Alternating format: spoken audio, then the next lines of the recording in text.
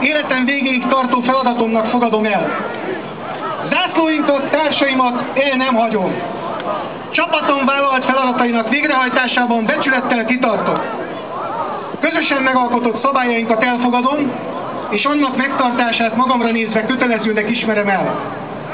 Ha eskümet megszegem, sújtson nemzetem és társaim megvetése, és a gárda súlyaival való örökös kiközösítés.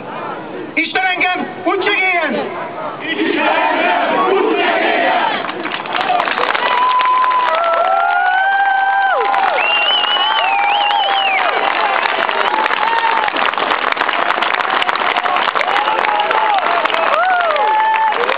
Nem tudom, hogy ez a szöveg kinek az érzékenységét sérti.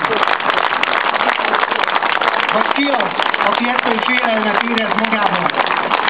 De úgy gondolom, egy elit politikus szavaival élve el lehet innen menni. Az 1848-as szabadságharcról már sok minden elhangzott az előttem felszólóktól. Akkor egy egész nemzetnek lett elege az elnyomásból, és világgá kiáltották: szabadságot Magyarországnak! Tudjuk, hogy a szabadságot és a függetlenséget ingyen nem adják, azért mindig küzdeni kell. Küzdeni pedig nem elég szavakkal, mert néhány elégedetlen szó miatt a mai karvajok sem tesznek le hazánk megszállásáról. Politikusaink nagy része hűséges parancs végrehajtója, tevékeny résztvevője hazánk kiárusításának. A küzdelemhez fegyver is kell. Petőfi rozsdamentes kardja megy maga többet érne a gyarmattartók ellen, mint egy több százezeres békemenet. De a fegyvernél is fontosabb a nemzet összefogása, mert csak a nemzet és csak az összefogás tud olyan ellenállást kifejteni, amely képes a hazát megmenteni. Ehhez próbáltunk példát mutatni a Gárda Szövetség létrehozásával. Tavaly is együtt voltunk, és együtt nyertük azt a keserűséget, amelyet a meghiúsult rendezvényünk miatt éreztünk, és idén is együtt vagyunk, amikor is 2009 után most először tettek esküt újonc gárdisták a Hősök terén. Mert fejben elmondták az eskü szövegét, és mivel a gondolatrendőrség még nem működik, remélem, ezért nem fognak senkit előállítani. A Szent Korona itt van. Annak a 36 vagy 37 méter magas oszlopnak a tetején, amin Gábriel Arkangyal a kettős kereszttel tartotta a fejünk fölé. Úgyhogy úgy gondolom, hogy teljesítettük a mai napra vállalt kötelezettségünket, még akkor is, hogyha ezt nem úgy tettük, ahogyan szerettük volna, de erre voltunk kényszerülve, hiszen semmiképpen nem akartuk azt, hogy a rendezvényünket bármilyen mondva csinált indokkal félbeszakítsák. Tehát a Gárda Szövetségnél tartottunk, és annál tartottunk, hogy ugye 2009 után most vagyunk itt újra. Azt hiszem, hogy ezt az érzést nem kell lecsetelnem senkinek, mert mindenkit átjárt, aki itt ma ezt a szöveget fejben elmondta, és mindenkit átjárt talán azok közül is, akik itt voltak és megtiszteltek bennünket azzal, hogy a mai rendezvényünkön részt vesznek. Köszönöm szépen egyébként ennek az igen szép számú nézőseregnek. Kedves újonnan avatott bajtársaim! Szeretettel köszöntelek benneteket ebben a közösségben, és el szeretném mondani, hogy nagyon nagy örömmel tölt el, hogy sorainkba álltatok, illetve ültetek. Néhány nap múlva lesz 4 éve, hogy több száz bajtársammal bemasíroztam ide az avatásunkra. Azt hittük, hogy a tiszta szándékunk és egyre növekvő létszámunk is segítség lesz abban, hogy az országunkban lévő problémák megoldásában részt vállaljunk, de a Gárda már a megszületésekor szálka volt a magyar nemzet ellenségeinek a szemében. Mindent elkövettek, hogy sorainkat megbontsák, bajtársi szövetségünket megosszák. Hétköznapi hősök vagytok, tudom, és azt is tudom, hogy nem a dicsőséget hajszoljátok, amikor cselekedtek. Ennek ellenére tavaly is, és az idén is mindent megtettem, hogy ma itt lehessünk, mert úgy érzem, hogy ez a felejthetetlen nap és a Hősök tere jár nekünk. Mert mitől lesz szebb a jövő, ha ma már pénzben mérik az igazságot? Mitől lesz szebb a jövő, ha ma már oktatják a kapzsiságot? Mitől lesz szebb a jövő, Ha ma már bilincsbe verik a szabadságot, és mitől lesz szebb a jövő, ha ma már elfogadod a szolgaságot? A szebb jövő Istennel, hazával és Magyarország rabigából való szabadulásával, de legelőször is a nemzet öntudatra ébresztésével kezdődik. Ha mi, erős hitű emberek elbizonytalanodunk, ha megtántorodunk, ha csak beszélünk, de nem cselekszünk, elvesztünk mindent, házat és hazát. Ha elég erős a hit, megvan a kitartás, és a szavak helyett továbbra is teszünk, feltámad Magyarország. Kérlek mindnyájatokat, hogy ne felejtsétek el azt, hogy ma egy életre szóló esküt tettetek. Hittel, erővel és akarattal álljatok ellent a külső és belső támadásnak, ha kell, oroszlánként védjétek megmaradt értékeinket.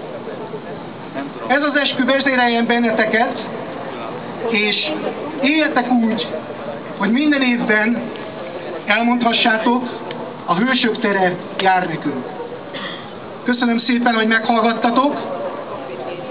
Ennél lényegesen szebb megemlékezésre, eskütételre készültünk, de még egyszer mondom, nem a mi szégyenünk az, hogy ennek ma így kellett lennie. Köszönöm szépen a megjelenteknek szintén, hogy itt ennyire fegyelmezetten kiálltak, és nem történt rendbontás, hiszen a rendőrség kezdettől fogva arra játszott, hogy valamilyen indokkal majd ezt a rendezvényt feloszlassák. Ahogy látom, valamennyire végzik is a dolgokat, hiszen a be nem jelentett ellentüntetőket azért ott őrzik. Kíváncsi lennék, ha mi szerveznénk egy ilyet, akkor már mi történne. De nem kívánunk, mert nem ők a mi igazi ellenségeink. Nem ezek az ellentüntetők a mi igazi ellenségeink. Ha megértenék a valódi céljainkat, akkor nem lennének ellenségeink. De hála a média és a vezető politikusok mesterséges gyűlölet gerjesztésének, ezért mi az ő szemükben nácik, fasiszták, rasszisták, kirekesztők, antiszemiták vagyunk, pedig nem vagyunk mások, csak azt hiszem minden nemzettestvérem nevében kimondhatom, hogy maximum nacionalisták és maximum nemzeti radikálosok. Mert nemzetben gondolkozunk, és radikális, gyors változást szeretnénk, mert hogyha ez így megy tovább, egyszer csak a lejtő alján találjuk magunkat, már közel van. Várjuk azokat a nemzettestvéreinket, akik ebben a munkában tevékenyen is részt kívánnak venni, hiszen a Gárda Szövetségen belül mindenki megtalálja azt a magának leginkább tetsző szervezetet, ahol a nemzet érdekében tenni tud. Ahelyett, hogy a különböző nemzeti oldalakon pocskondiázza és lejáratja magát és a különböző gárdákat. Összefogásra szólítok föl tehát ezért mindenkit, nem pedig elhatárolódásra, mert úgy gondolom, hogy minden olyan személyes sérelmet, ami egyikünket, másikunkat ért, személyes sérelemről beszélek, nem árulásról és vicszegésről, azt a személyes sérelmet le kell ülni egy fejlesztőhoz és meg kell beszélni, mert ha nem fogunk összehozni itt beszélni, amit végünk van. Köszönöm szépen, hogy meghallgattatok, és a rendezvényünk zárásaként a szózat és a székely himnusz következne, amit szintén abban a formátumban fogunk némán végighallgatni, amire itt a jelenlévő sünök minket rákényszerítettek. Úgyhogy azért, mert akkor megint föl kéne állni a bajtársaknak, és megint nem állhatnak föl, mert akkor elviszik őket. Ma nem akarok senkit elvitetni, magamat sem, titeket sem, nem akarunk rendőri beavatkozást, könygást, megemlékezni és ünnepelni jöttünk ide. Én úgy érzem, hogy ezen sikeresen túl vagyunk. Úgyhogy néhány másodperc csöndet kérek.